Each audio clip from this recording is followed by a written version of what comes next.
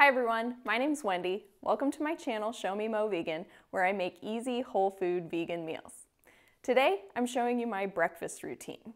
I think one of the biggest hurdles for most people when switching to or trying to maintain their whole food vegan diet is all of the food prep. And this can be pretty daunting, especially if you're not used to cooking at home. You can't rely on restaurants or packaged convenience foods, especially if you're trying to be SOS free, because all of those products are going to be full of the types of things that you're trying to avoid. But I think one of the best ways to overcome this challenge is to have a routine with some of your food. Now, don't confuse routine with boring. What I mean is you have a template, and that is your routine. So it's the base of your meals, and then you mix and match what you add in every day so you still have lots of variety. So like I said, I'm going to show you my breakfast, which is oatmeal and smoothies. Now, I know those aren't for everyone, and if that's you, stay tuned to the end of the video where I'll give you some other ideas that you can build a breakfast routine around. Starting with our oatmeal. So every Sunday, I get out my 6-quart Instant Pot, and I'm gonna add 2 cups of steel-cut oats. And then I'm gonna add 5 cups of water. I've already measured this out, so I'm just gonna pour it in. And if you want, you can do a combination of water and milk. I don't really like to use plant-based milks, just in general, but if you did want to do that, I would start with maybe 1 cup of a plant-based milk and 4 cups of water. But even with just the water, I find that this is very creamy. I have a model of Instant Pot where it automatically switches to sealing when the lid is closed, but if you have a different model, just make sure your valve is turned to the sealing position. And then I'm gonna set my Instant Pot to pressure cook at high pressure for 6 minutes. I like to turn the keep warm setting off, and you can do 4 to 6 minutes depending on how you like your oatmeal. Just keep in mind that as the oats sit in the fridge through the week, they will absorb any extra water and may become a little mushy. So then I'm just gonna hit start. This will take about 10 to 15 minutes to come up to pressure, and then after it cooks, I let it natural release for about 15 to 20 minutes, and if there's any remaining pressure, I'll just quick release that. So now I usually go do a little bit of yoga and gather the rest of my ingredients while this cooks, so I'll see you when it's done. I forgot to mention, if you don't have an Instant Pot, that's totally fine. You can batch cook your steel-cut oats on the stove top. I really like the Instant Pot because I am notorious for letting my grains boil over on the stovetop, and with the Instant Pot you can just throw them in and walk away. But you can do that as well. Just follow the instructions on your package. So my oats are done now, so I'm going to go ahead and show you what it looks like. So at this point you have 2 options. You can either leave your oats plain like this and go ahead and put them in a storage container in the fridge. And then every day you can just throw in whatever toppings you want. I'm gonna link down below a series I did on my blog of 5 days of no repeat oats with my favorite toppings. So you could try that. Lately though, I've been going for option 2 for maximum convenience, which is to go ahead and throw everything in at this point. So you still can have variety from week to week. You would just be eating the same thing for the whole week. This week, I'm gonna start with this bag of frozen mixed berries. You don't have to defrost this. I took it out when I started cooking the oats to give it a little head start, but we're gonna dump it right in here, and the residual heat of the Instant Pot will help to defrost that. I'm also going to add about 1/3 cup of dried barberries. These are tart little berries that I've started eating and I really like them, so I dump that in there. I have 5 medjool dates that I have chopped up. If you use different kinds of dates, you might use more or less, and just depending on how much sweetness you like. So you can decide how much you want to put in there.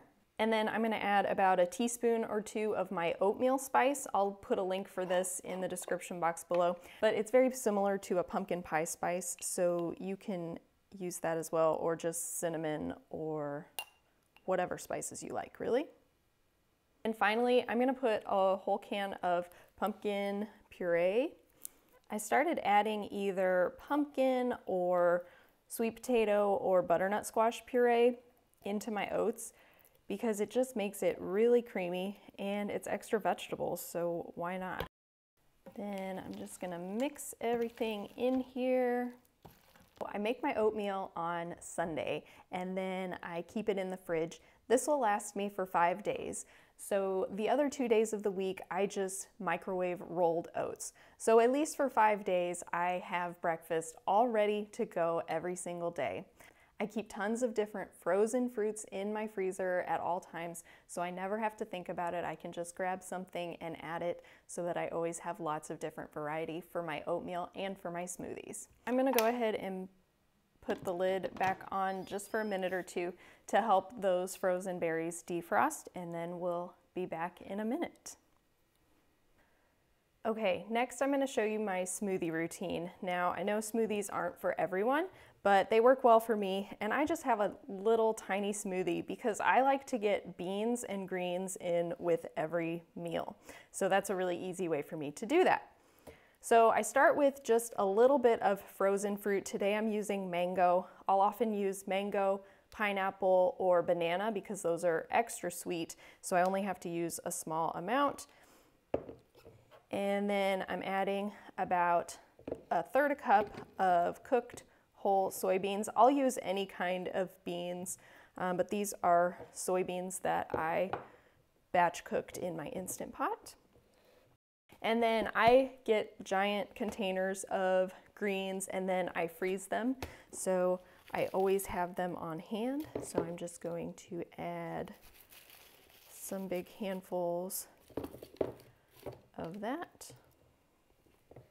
And then I like to use my smoothie as an opportunity to get some more spices into my diet because spices have tons of antioxidants. So I'm going to do a little ground ginger, about 1/4 teaspoon, and about 1/4 teaspoon of ground turmeric. Let me know, do you pronounce both R's? Are you team turmeric or turmeric? Let me know in the comments. And finally, I also add some dulse flakes. This is seaweed, and the reason I add this is to make sure I'm getting enough iodine. Since I don't salt my food, I'm not getting it from iodized salt. So I just add that in there, about 1/4 teaspoon of that as well. And finally, a little crack of black pepper. Yes, I put black pepper in my smoothie, and that's to help absorb the curcumin that's in the turmeric. So then I'll add some water and blend that up.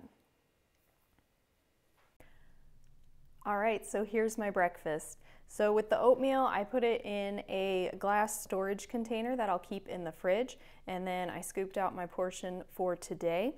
I always also usually add some ground flaxseed or chia seeds, and I wait to add those at the end just because, like I said, the oats will continue to soak up any liquid, and flax and chia tend to do that as well, so I don't want to turn this into a complete brick in the fridge. So every morning I'll scoop out my portion, heat it in the microwave. It usually takes about 2 minutes in my microwave, and then I'll add my flaxseed. And then I've got my little green smoothie here. All right, so that was my breakfast routine. And like I said, I know that smoothies and oatmeal aren't for everyone, so I have a few ideas for you. First of all, you could of course do either a smoothie or oatmeal. If you wanted to do a much larger smoothie, that could be a meal replacement, and that might work very well for you, especially if you need something really fast and convenient to take with you. You could just do the oatmeal.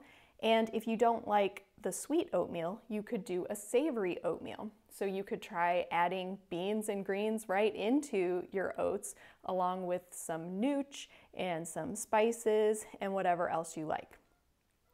Another idea would be a tofu scramble, which you can also batch prep and keep in the fridge for a few days. So you can do this either in a skillet or on a sheet pan in the oven. Like with the oatmeal, where I would batch prep my plain oats every week and then add different toppings, with the tofu scramble, you start with the base of your tofu and then add different vegetables every time.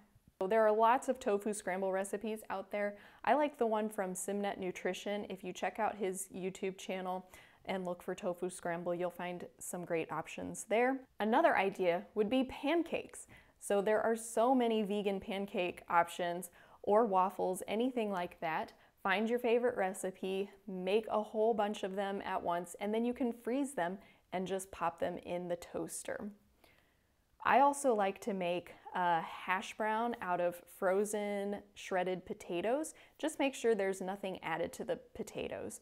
So you can also do that on a sheet pan with a bunch of vegetables, and I like to have that with some tempeh that's cut up into really thin slices and just marinated in a little bit of soy sauce or other seasonings. Now, some people will call this tempeh bacon. I don't like to call it bacon because it's really nothing like bacon, but it is a nice crispy treat. Last but not least, might I also suggest rethinking breakfast altogether? Maybe you want to eat a big bowl of fruit, or some steamed veggies, even a salad. Maybe you want to eat last night's leftover stew. Food is just food, so it doesn't really matter what you eat for breakfast as long as it's whole plant foods. I hope you all got something out of that and enjoyed seeing what I do for my breakfast routine. If you have any questions about why I eat something or what I eat or how I prepare it, let me know in the comments, and I'll see you next time.